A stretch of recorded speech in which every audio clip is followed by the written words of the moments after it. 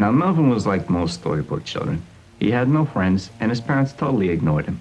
So being the ostracized child that he was, he had no choice but to spend all of his time in front of the television set. Student films, they're a mixed bag. You never really know what you're getting. Maybe it'll be a timeless, amazing work of art. Maybe it'll be a hard watch, but student films are the time for aspiring filmmakers to show their raw potential to audiences, to studios, to fellow animators, to anyone who could be watching. Student films today could go mega viral on social media, or they could get stuck in 3,000 view jail, like mine. But back in the day, you had to get your film picked up by film festival distributors, and they would bring your film all around the country with a gaggle of other short films and show them to college students, animation fans. My dad still tells me about the life-changing experience of seeing Bambi meets Godzilla for the first time at one of these. And in these directors' cases, it worked.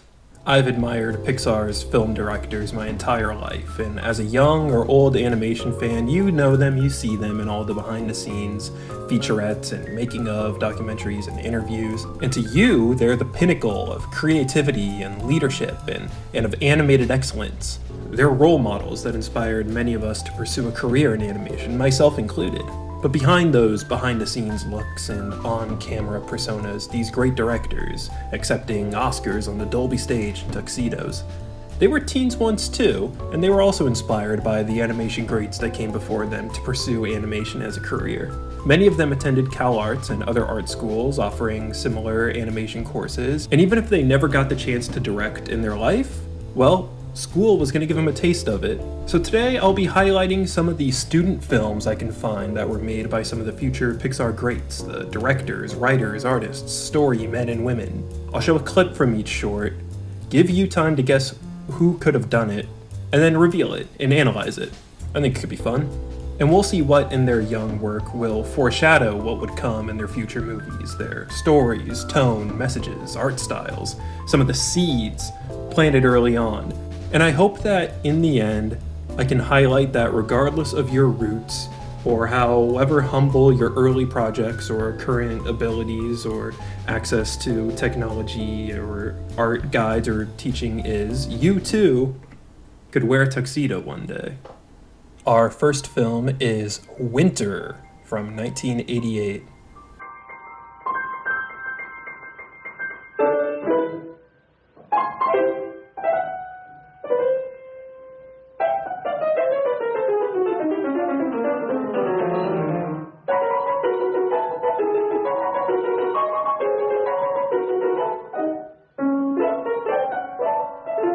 Winter was directed by Pete Docter. This was his first year CalArts film. I grew up in Minnesota, which is cold, and the winters are hard, and I have two younger sisters. My parents, they would dress up my youngest sister to protect her and put her outside, and she was so bundled she couldn't even move. When I got to school, I was telling people that story, and one guy, Barry Johnson, said, "Hey, that would make a cool little film." Pete Docter was one of Pixar's earliest animator hires in its hardware days of the early 1990s. He directed commercials at the studio, and he'd go on to be one of the head storymen on Toy Story, along with Andrew Stanton, Joe Ranft, and director John Lasseter. He would also serve as a supervising animator on Toy Story. After which, he would develop the concept that would become Monsters, Inc. He would then co-direct Monsters, Inc., Up, Inside Out, and most recently, Soul. As a senior Pixar Brain Trust member, his fingerprints and voices are all over Pixar's filmography. You top that?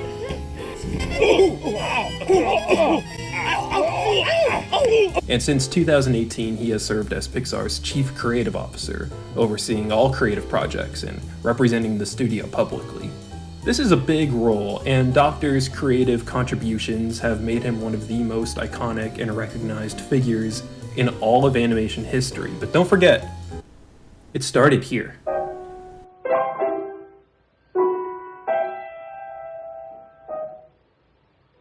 Winter was Docter's first year film, and there are some telltale signs that it's a Pete Docter film. First of all, it takes place in a snowy American suburb, which is much like he describes of his childhood of Minnesota. There's plenty of physical humor involving a sketchy, cute kid straight out of the Peanuts, and there's a great emphasis overall on character acting and emotion. You can see many of these qualities in the way that he sketches or in the flip books that he's shown off. This is one that I did in 2004, and you can see, basically, there's me under the mistletoe, and I'm waiting for a kiss from my wife. Oh, she walks right by. Then, oh, here come the kids. Oh, no kiss from them either. Whoop, there comes the dog, and it's an introduction of our new dog, which we just got at that time, named Bailey. And telling a story that we, the audience, all know, all get, and can all relate to. Docter would follow up Winter with his next student film in 1989, Palm Springs. The roots of this film really stem from my desire as an animator to do something heavy, like weighty and massive in scale. One of the teachers at CalArts, Russ Edmonds, who's my animation teacher, he really wanted to challenge me to push things further, to really go what they call full animation, where there's basically a new drawing almost every frame. This would be a more concerted effort on more complex character acting and weighty animation. And Docter has such a distinct design language. He has clear influence from comic artists, but his designs consistently play on simple geometric shapes. When I think of your work, Pete, and how you matured as an artist, your love of very simple shapes was resident in your early student films. You know, you had characters that were block shapes and things like that. You see that design dynamic and language in Inside Out, dramatically. A lot of the films that you do, and even when you drew your very first drawings, I know of Monsters, Inc., you know, Sully and Mike, very round circle and a rectangle. And I'm going to go a step further and say that I think your little boy from your freshman film Winter, who was kind of blocky and stuff, I think he grew up to become, he's an up. He's That kid? He's well, balls. and then my What's his third year name? film, I don't know that he had a name either, but there was a square-headed guy. You guys were gone by then. And he looks a lot like Carl. But yeah, I think it basically comes from lack of draftsmanship is what I credit that to. It's easier. Okay. If you only took one thing away from design school, I think it would be the word contrast. That's what makes things read. That's what makes things interesting. So with a big, huge character, I definitely wanted to go for a very small character.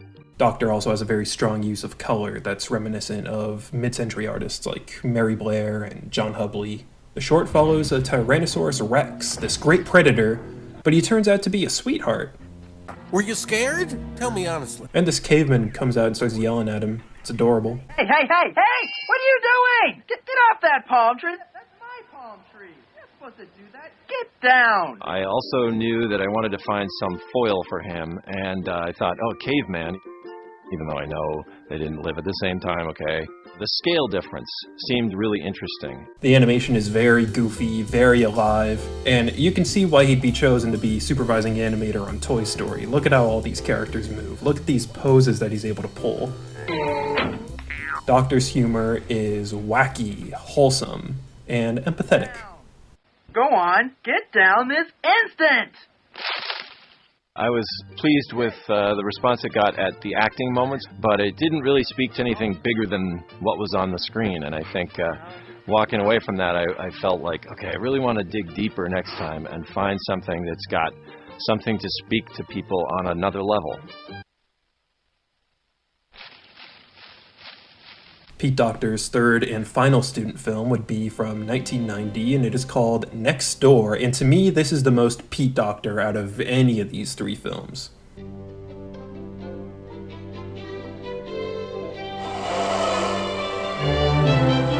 This one takes Docter's shape language philosophy to its logical extreme. Two completely juxtaposed characters, opposite in every way. This energetic, imaginative, round little kid and a boxy, disgruntled, shut-in old man.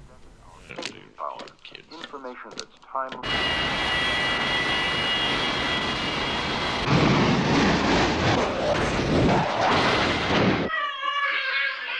Going back to the Peanuts influence, there's just an undeniable charm about having an animated child character voiced by an actual, little child. You write it and I'll tell you what I want to say. And this is something that Docter would take with him on almost every single directorial project of his later career. One of the things that was really important for me was that it not sound like an actor kid. You know, there's so many times when you hear kids that are interested in being actors and they've been schooled in Broadway theater or whatever, and so they sound very energetic and peppy and phony, kind of. Once there was a queen. Once there was a queen. She wanted to have a lovely daughter, and with lips white as blood.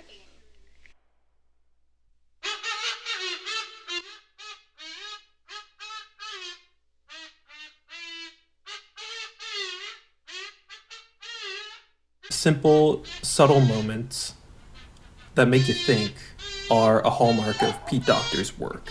People always say, oh, Pixar makes me cry. Pixar really makes me cry. And that's a very important part of the studio's identity today. And you can really see the seeds of that here. Some of Pixar's most well-known emotional moments are from Docter's films. Even if it's just a small moment, it would tease things to come on the projects he would direct later.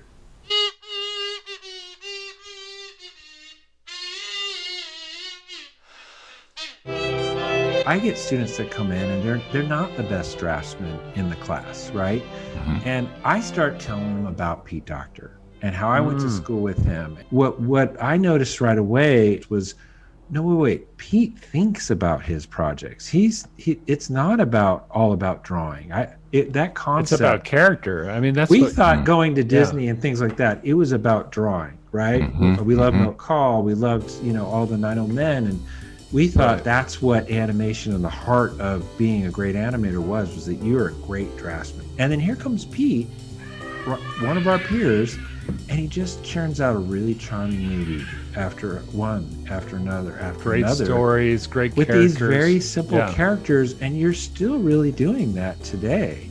And I can't tell you how much that changed how I looked at my work and said, no. Yes, keep trying to draw good and all, that's great. But that it's the heart, the story, it's the characters that really matter. And you got that from day one. I grew up doing flip books like in the corners of my math book. And then I realized when I flip these for people, the ones that seem to have jokes or something that's a little character thing, then they would lean forward. Not everybody was as fascinated by just moving blocks and lines that I was. So I think I kind of learned that just by having an audience. Oh gosh. Sorry about that, I messed up. All right, moving on to our next artist, our next future director, starting with Somewhere in the Arctic from 1986.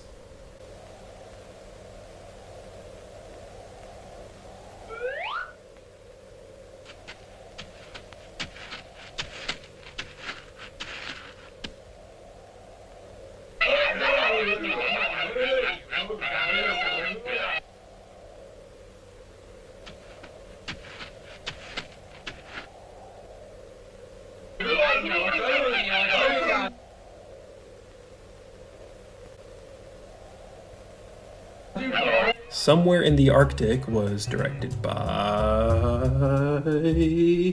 Andrew Stanton, making his first year short film debut also at Cal Arts.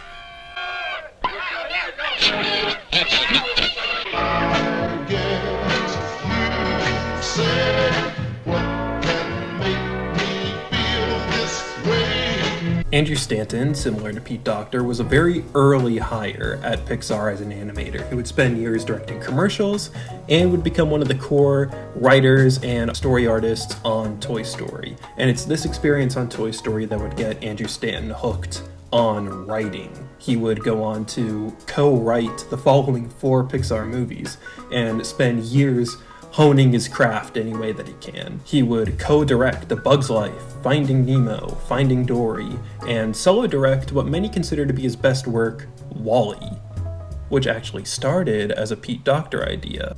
So Pete ran with it for a long time. I remember John and I wanted it to possibly become a love story, and Pete wasn't interested in that. And then he went off to do the Monsters movie, and it laid there for a very long time after that. Stanton has now become a very accomplished screenwriter, writing for other movies and shows outside of Pixar, live action, animated. But what you really get from his older work is his sharp wit and humor.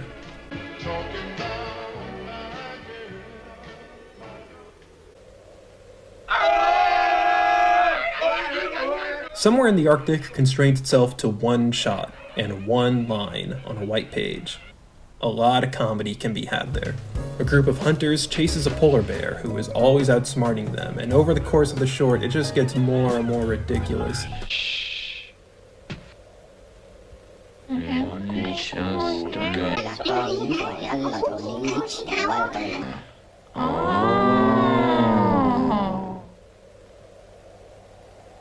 Stanton uses camera and perspective trickery to constantly fool the audience and play with the setting.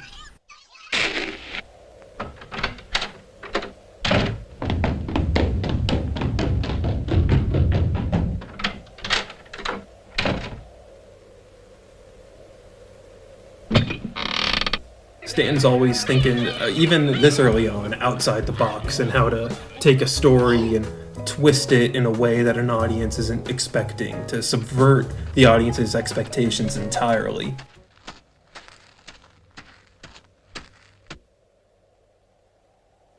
I'm talking about some great film, but it's just like this little dumb student film that I love. Music helps Andrew write, and so when writing a script, he'll listen to many songs, and known popular songs in the culture tend to play a big or small part in his features. His design is simple but very effective. Like, since he pursued the screenwriting route over art, it's not really known how Stanton would draw today if he stuck with being a story artist or a concept artist. But I love what he did here. It's very mid-century minimalist and modern, and like this character's expression is just 3 lines, but you know exactly what it is.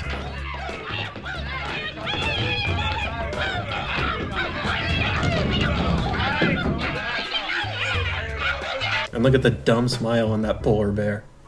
Well, I applied to Disney 3 times over the course of 2.5 years after getting out of CalArts and got rejected each time. And on the 3rd time, I finally gave up and I said, I'm never going to try to apply to Disney again because this is just too frustrating. And I was one of those kids, and I had a very talented class. There was always somebody who could do something better than I could. And to get into the animation business, you had to be good at one specific thing. You were a great storyman, you were a great draftsman, you were a great animator, a great painter. Like, I loved putting it all together and putting on a show, basically, and that nobody was looking for a job for that, and so it was really only out of the kindness and sympathy of my peers when they would sometimes have influence on who got hired for a short job or something. I'd get a job for a while. You know, unless you were working for Disney, there was no full-time employment. You worked on a project, and you were lucky if it lasted 3 months, and then you'd always expect about a month or 2 of a dry spell, and then work somewhere else. So there's not a lot foreshadowed artistically in this one, but very clearly in his next film, I think you'll see some early influence of what would become Sully. Hey, Melvin, come play with me. Me? Why, sure.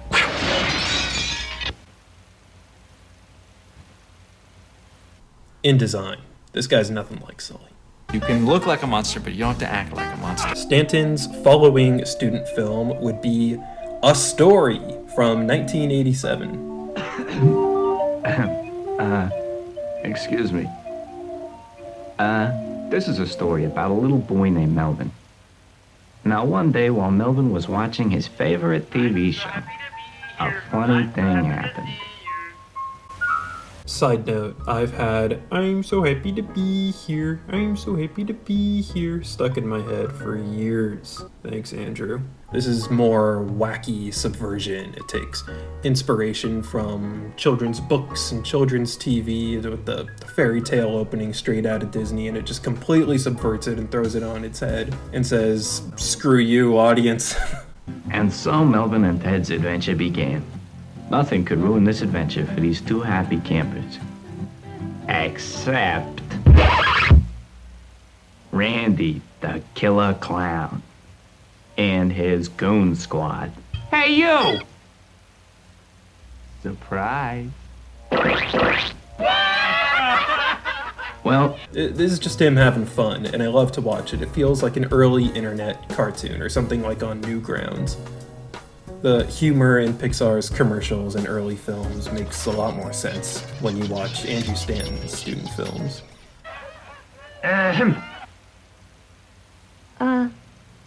Stop.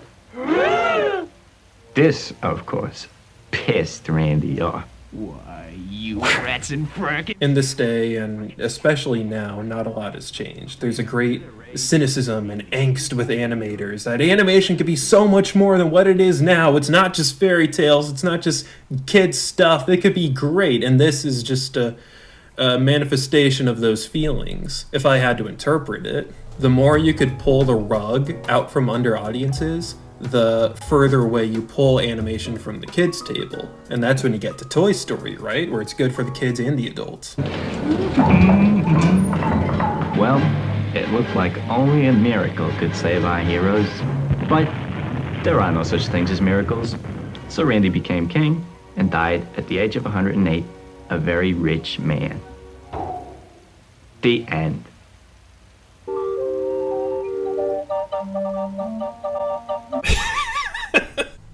It's great. And fortunately, I had two student films. One was called Somewhere in the Arctic, and one was called A Story, that made it into Spike and Mike's festival. And that is how I met John Lasseter. John had Red's Dream and Tin Toy at the same time going through the festival. And so every once in a while, I'd be a visiting artist up at San Francisco, and he would be too.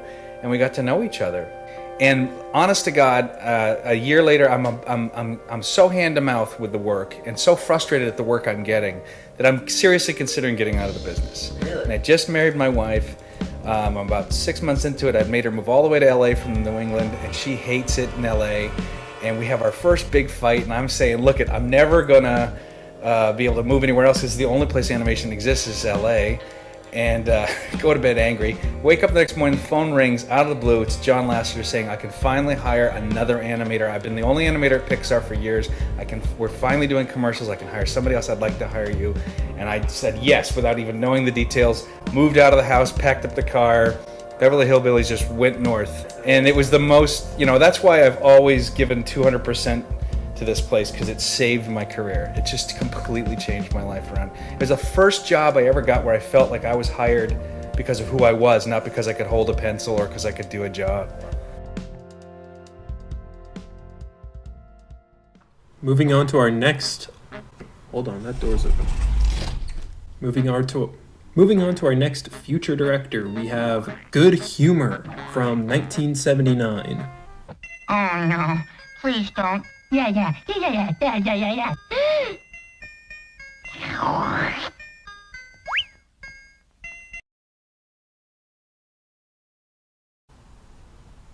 That's it. That's all that exists online of Good Humor.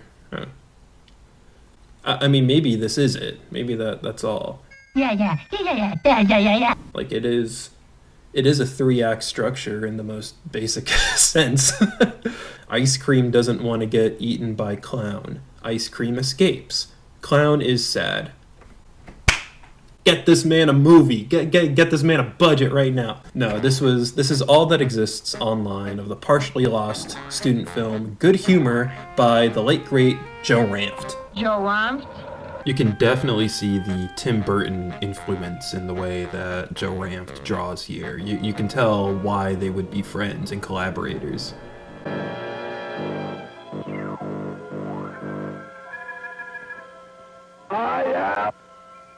Joe Ranft was Pixar's secret weapon in a lot of ways. He gained robust storyboard experience at Disney on films like Oliver and Company and The Nightmare Before Christmas.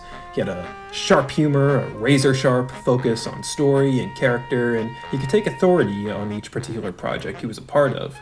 He was a classmate of Lasseter's at CalArts and was a teacher there of Docter and Stanton, and he joined them to help co-develop the story of Toy Story. A bee! And in comes time like, I'm a cute little bumblebee! Joe, in every movie, he would see something early on in the script or an idea, and he'd go, oh, that seems fun, and he would take it. by himself and go storyboard it out. And inevitably, you know, whatever he did that first stayed nearly intact into the movie all the way.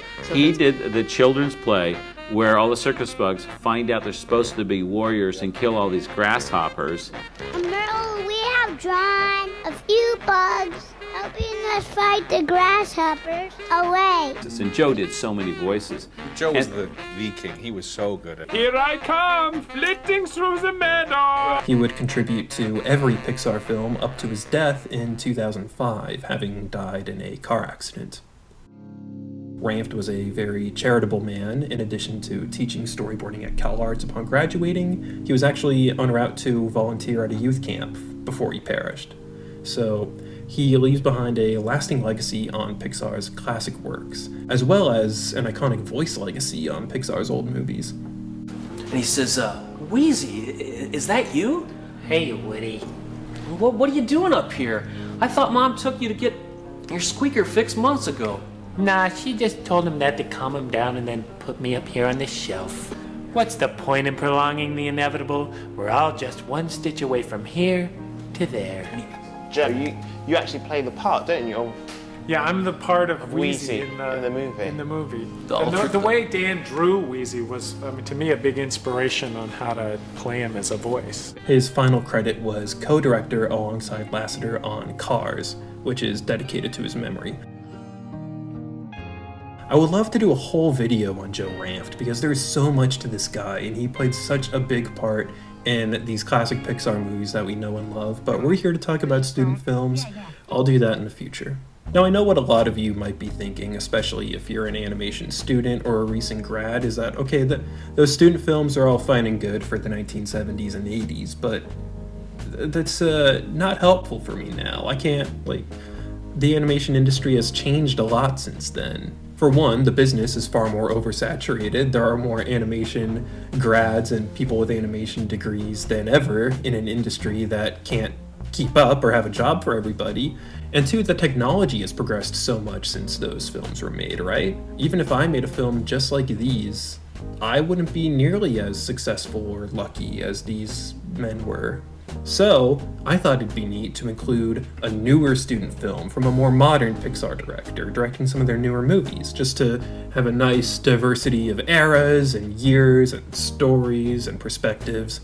And this is one of their most successful directors currently, so I think it'll be really useful and fun to see what this director's student films were like. So the film that we're going to look at next is called Well-Being from 2011.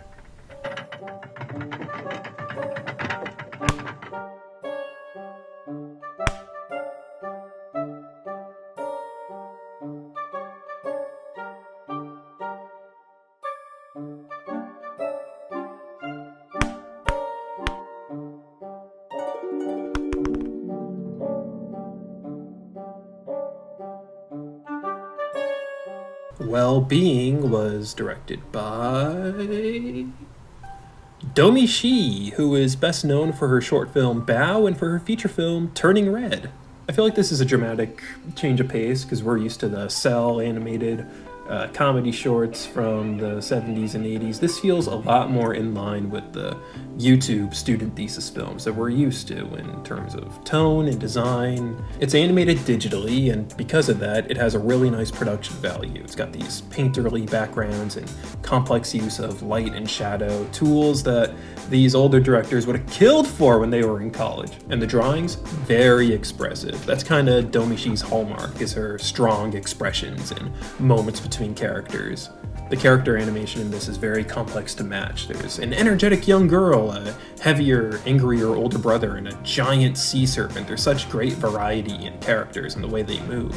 She is best known for her Pixar projects, Bow and Turning Red, and those have such a distinct look to them. So knowing her for those, you wouldn't necessarily be able to tell that Well-Being is a Domi Shi project. Shi's Pixar projects are also so firmly rooted in her Chinese background in terms of iconography and culture that you also wouldn't really necessarily make the connection visually.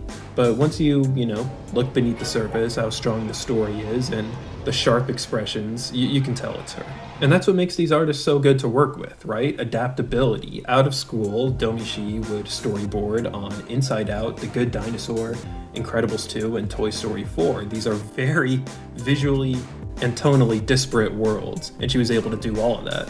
And with Incredibles 2, she was able to make her directorial debut with the attached short film Bow, which people are still talking about. I feel like people are still shook over Bow. And crucially, Domichi proves that you don't need a CalArts degree to succeed in the animation field. She graduated from Sheridan College in Canada.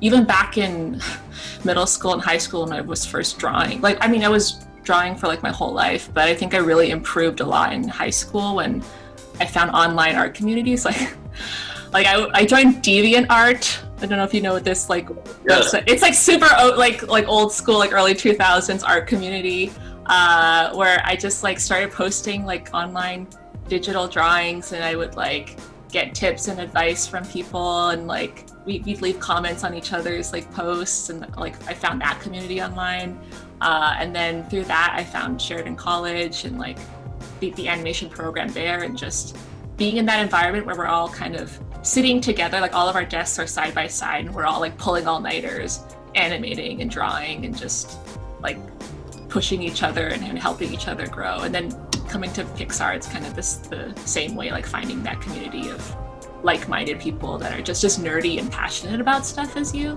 They just really, that helps you grow so much, you know? Some of She's other student storyboard projects are available online too, and you should go watch them. They display such strong character acting, and they have such expressiveness. I'm so used to Pixar directors being of another era, where you had to tour your films around through film festivals, but you can go to here's a director that was on Tumblr recently, now a senior Brain Trust member at Pixar. I think it shows great artistic ability and creativity.